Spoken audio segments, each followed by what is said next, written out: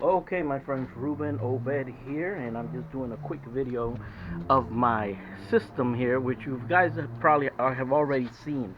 Now, the thing is, I added something. I did a DIY filter, and I want to show it to you guys. So let me turn off this is the UV light. Let me turn that off because I don't want to get blinded by it. But check this out. All right, I'm gonna move this here a second. Bear with me.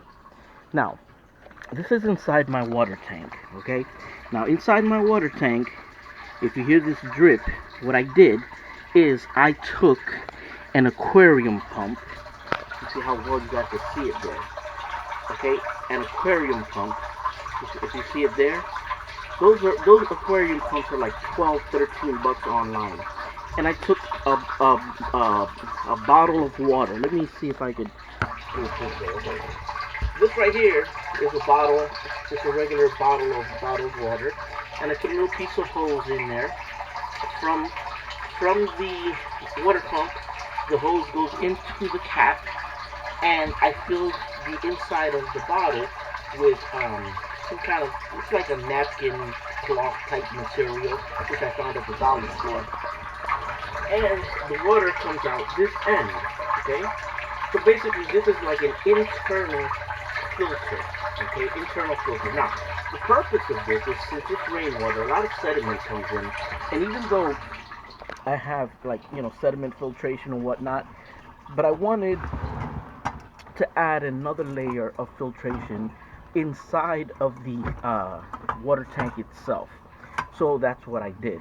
Um, I did this yesterday, and today when I woke up, the actual bottle, the cloth was, relatively dirty, which means it's doing its job.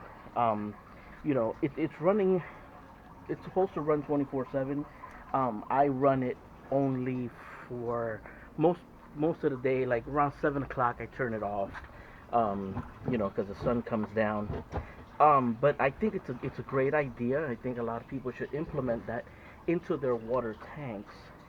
Um, because it'll keep the tank, and at the same time, it keeps the water circulating, which aerates it and gives it oxygen. So I don't know. I don't know how well that you could see it because I'm kind of sticking my hand inside of the water tank, with my hand, and but hopefully, if you guys are interested, I will do a follow-up video and show you actually how to make it. It's really easy.